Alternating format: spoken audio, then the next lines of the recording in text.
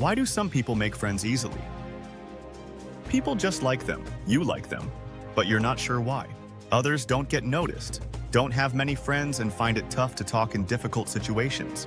This book offers all the tools you need to make people like you, win people to your way of thinking, change people without causing resentment, and build lasting friendships. This is a summary of Dale Carnegie's amazing book, How to Win Friends and Influence People. Part 1. Fundamental Techniques in Handling Someone. Principle 1. If you want to gather honey, don't kick over the beehive. Don't criticize, condemn, or complain.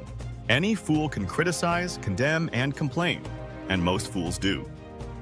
Dale Carnegie, criticizing someone is easy to do, but it is futile because it will always put people on the defensive, affect their self-esteem, and can even cause resentment. When the temptation to criticize someone arises, take a step back. You may ask yourself, what could be the reasons behind this person's actions or perspective that I might not be aware of? This question encourages you to consider the other person's circumstances, background, and potential challenges they may be facing. Rather than jumping to conclusions, try to consider the context of their behavior or decisions. The danger of criticism is that it can create resentment that simmers for years and surfaces at the worst time. Ultimately, the short-term reward isn't worth the long-term suffering. In a nutshell, criticism will usually only result in you hurting someone's ego and may cause them to dislike you. Principle 2. The big secret. Getting someone to do something requires making them want to do it. People do things to feel appreciated or important, which is a deep human desire. If you can fulfill that need, people will love you. Take time to reflect on the qualities that you genuinely admire in others. Always ask yourself, what can I appreciate about this person? Remember that true appreciation is sincere and comes from the heart, not as a means to serve your own interests. Flattery, on the other hand, is insincere and should be avoided. Genuine appreciation. Your presentation was very interesting. I learned a lot from it. Flattery. You're the best presenter I've ever seen. Genuine appreciation. Your hard work on this project has not gone unnoticed. Flattery. You're the only one who could have pulled off such an amazing project. Genuine appreciation. I appreciate your consistent punctuality. Flattery. You're the only one who's ever on time around here. Flattery is simply telling someone what they want to hear, while true appreciation comes from a genuine place of gratitude. Flattery often exaggerates or generalizes, potentially coming off as insincere. Principle 3. Arouse in the other person an eager want. The only way on earth to influence other people is to talk about what they want and show them how to get it. Every act every person performs is because of some desire, something they want. Therefore, if you're smart, instead of talking in terms of what you want, always talk in terms of what your listener wants. Take a moment before speaking and ask yourself, how can I make this person want to do it? Gary Vaynerchuk, the well-known businessman and author, spends most of a hiring interview trying to pinpoint exactly what the candidate desires. After he finds their true desire, he builds a vision for the candidate to use that desire to succeed. He explains to them how the company can help them reach their goals. He then gives them the opportunity to join the company and become part of the vision. To achieve your own goals, focus on helping others achieve theirs. Talk about their desires and explain how your suggestions can help them achieve their goals. By unselfishly serving others, you can ultimately get what you want. The world is full of people who are grabbing and self-seeking, so the rare individual who unselfishly tries to serve others has an enormous advantage. Part 2. 6 ways to make people like you. Principle 1. Do this now, feel welcome everywhere. You can make more friends in 2 months by becoming genuinely interested in other people than you can in 2 years by trying to get other people interested in you. When someone admires us, we become interested in them. Take the time and energy to do thoughtful, selfless things that matter to others, such as genuinely caring about them and their interests. Being genuinely interested in someone can lead to more friendships in a short time than trying to get people interested in you can in a long time. In the end, we won't have many true, sincere friends if all we do is try to impress people and get them interested in us. Greeting people with enthusiasm and remembering people's birthdays are 2 easy ways to make friends. It's more likely that someone will want to help you if you show genuine interest in them. Principle 2. Something simple. Your smile is a messenger of your goodwill. Your smile brightens the lives of all who see it. A smile is a friendly and warm way to make a good first impression.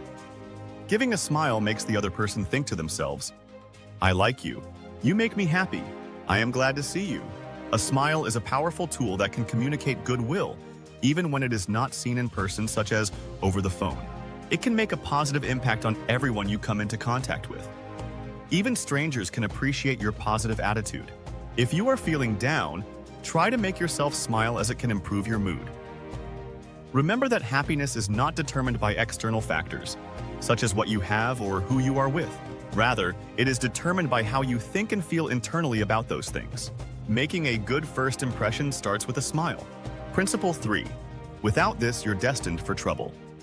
A person's name is to that person the sweetest and most important sound in any language. Names contain magic, and we should be aware of that. Our names hold a special place in our hearts, as they are truly ours, setting us apart from everyone else. The ability to remember names is crucial not only in the political arena, but also in business and social engagements. Without a doubt, a person's own name is the sweetest sound they can hear. Sadly, when we encounter someone's name for the first time, many of us don't make the effort to commit it to memory or pronounce it correctly. As a result, we find ourselves feeling embarrassed upon the next encounter when we pronounce their name wrong or have to admit we forgot their name. It is important to develop your own system of memorizing names that is tailored to your way of doing things. It could be as simple as writing down the name the moment you hear it, having the person spell it out for you, creating an outlandish story in your mind that reminds you of their name, or any number of other ways. Finding your own system for name recall is the key. Principle 4. Become a great conversationalist. It is human nature for our ego to crave an interested listener, someone to share our life stories or accomplishments with. By providing an ear, you become a cherished presence. Even the most antagonistic individuals can soften when met with empathetic listening, often diffusing their anger through the act of being heard. If you constantly talk about yourself, interrupt others, and disregard their thoughts, your popularity will likely diminish. The art of conversation demands more than just words. It requires the skill of attentive listening.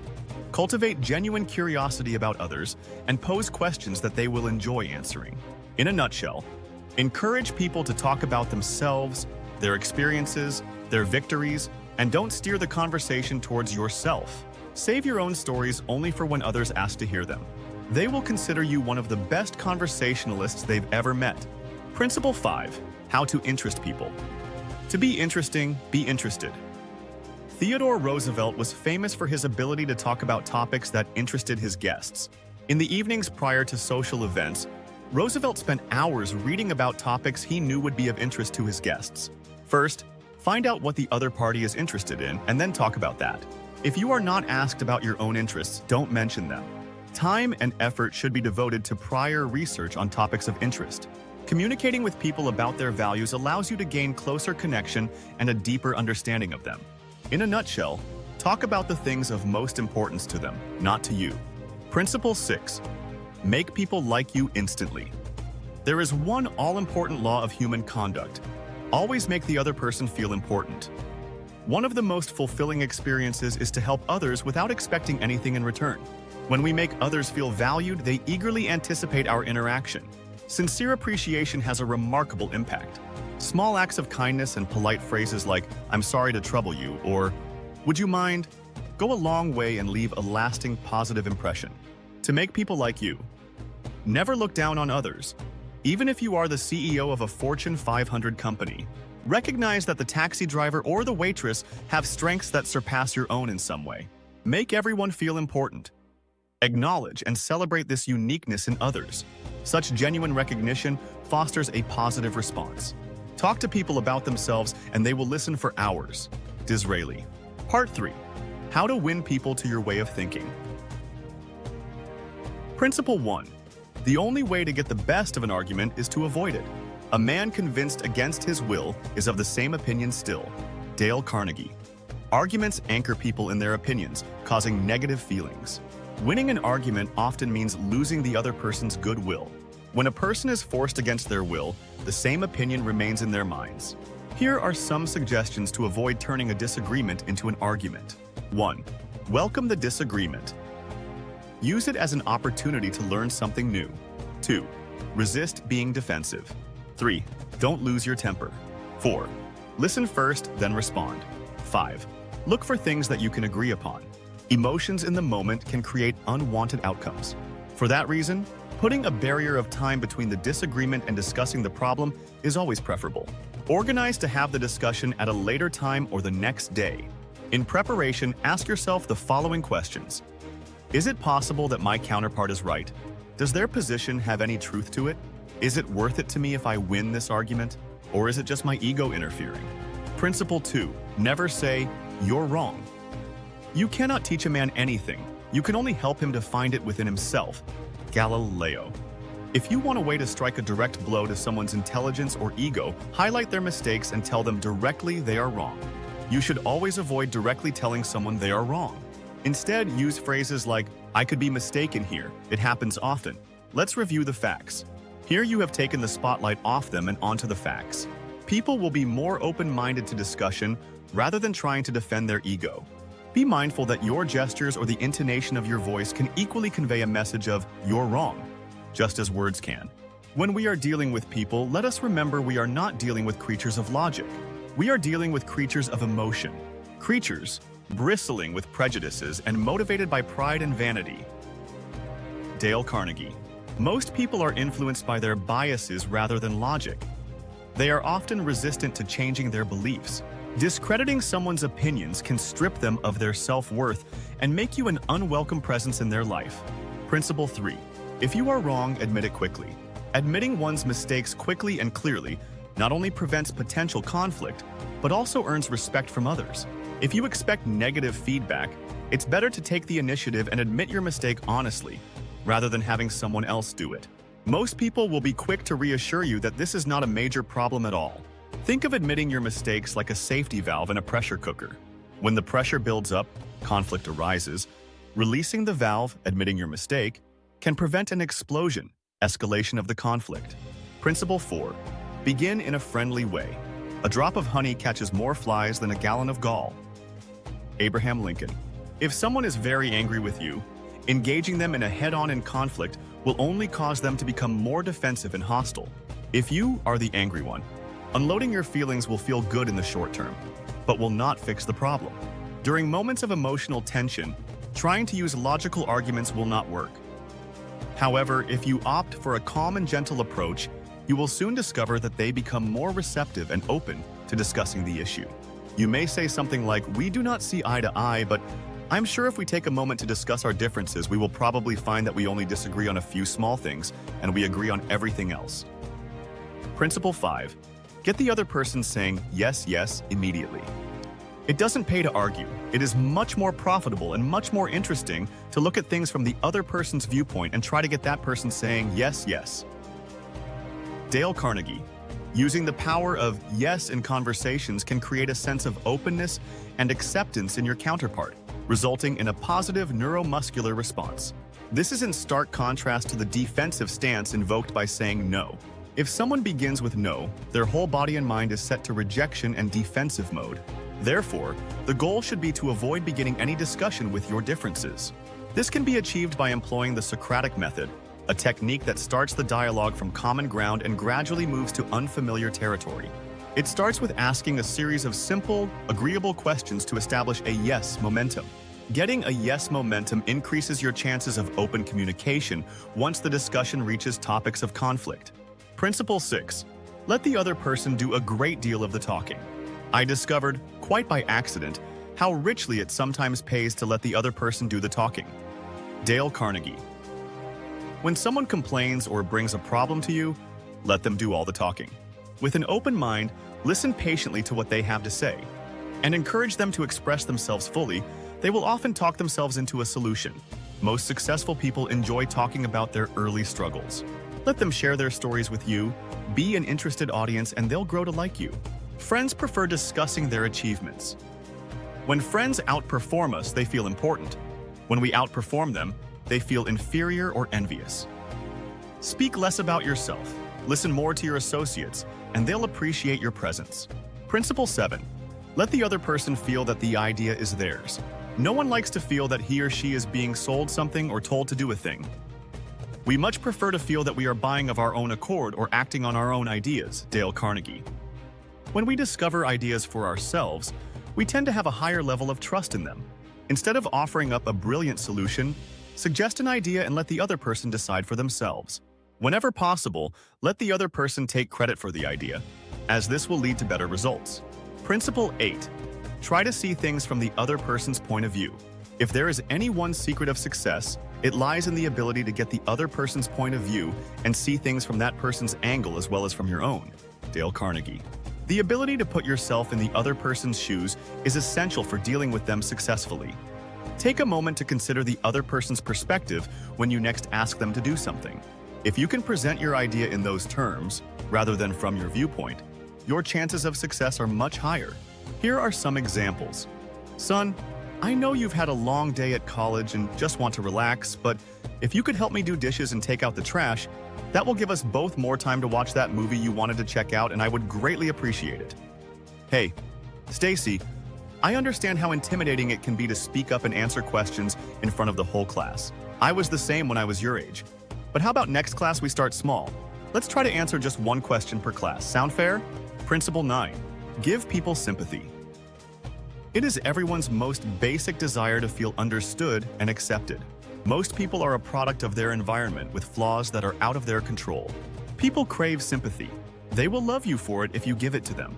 Principle 10. Appeal to nobler motives. When seeking to influence or persuade others, appealing to their nobler motives and treating them with respect can yield positive results. Knowing that individuals have a high regard for themselves and like to be seen as respectable, fair, and unselfish, you can frame your arguments in a way that aligns with their values and ideals. Here is a bad example. Jane, can you handle 5 more client calls each week? Here is a good example. I think it would be fair if we rotated who handles the client calls. This way, everyone gets an equal share of the workload and no one feels overwhelmed. Principle 11. Dramatize your ideas. Merely stating a truth isn't enough. The truth has to be made vivid, interesting, and dramatic. You have to use showmanship. Dale Carnegie. Make your ideas memorable by dramatizing them creatively. The difference is immense. For instance, when persuading a friend to join a hiking trip, show them stunning photos or videos from previous hikes to ignite their interest. When discussing a new project with a team member, use visual aids like diagrams or prototypes to help them better understand the vision and become more enthusiastic. Remember, engaging the senses and emotions of others through visuals and storytelling can make your message more captivating and relatable. Principle 12. Throw down a challenge. Money and other external factors may not be as motivating as the work itself. Ultimately, the desire to excel and the challenge of competition drive successful individuals. When faced with unproductive workers, Charles Schwab used a unique strategy to improve their performance. He asked a factory manager how many products his shift had produced, and upon hearing 6, Schwab chalked a large 6 on the floor. The night shift, seeing the number, aimed to surpass it and changed it to a 7.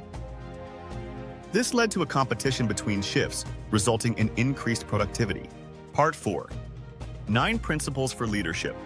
How to change people without causing resentment. 1. Begin with praise. Start with sincere praise and appreciation. This makes people more open to constructive criticism. Your report was really well researched. One small improvement here could make it even better. 2. Indirect criticism. Highlight mistakes indirectly. Replace but with and to keep the conversation positive and constructive. Hearing the word but changes people's mindset. Small changes in our language can make a big difference. 3. Admit your own mistakes. When giving criticism, share your own mistakes first. This creates a cooperative atmosphere and makes others more open to advice. Believe me, when I was your age, I struggled with meeting deadlines. Here's a strategy that helped me, and it might work for you too. 4. Suggest, don't order. Frame your requests as suggestions rather than orders. Instead of do this and do that, try, do you think we could try X? I suggest we try X. Suggestions promote creativity and cooperation. 5. Let others save face. Consider others' feelings and allow them to save face if mistakes arise. Don't make an example of them in front of their peers. 6. Heartfelt praise. If you find improvements, be generous with your praise. This motivates people and helps them thrive. You can use phrases like, "Wow, you have really improved in this area. Keep up the great work." 7. Give a good reputation. Assign a fine reputation to live up to. People often strive to meet the expectations set for them. For example, if you want a project completed on time and without mistakes, you may say something like, "I've always admired your attention to detail and timeliness with deadlines. This project could really benefit from those strengths of yours." 8. Encourage and simplify. Use encouragement to make faults seem easy to correct. Show faith in others' abilities to inspire them to improve. "I believe you have a natural talent for this. With a bit more practice, you'll master it in no time." 9. Make them glad to do what you want. Make others happy to do what you suggest. Highlight how changes will benefit them. "I think this approach could really benefit the team, and once it is complete, it will make your workload much easier." By integrating these 9 principles, you can lead effectively, create a positive and productive environment, and change people's opinions without causing resentment. ThriveX, where growth begins. Don't miss out. Hit like, subscribe, and tap the bell icon to stay inspired. Together, we'll unlock your full potential.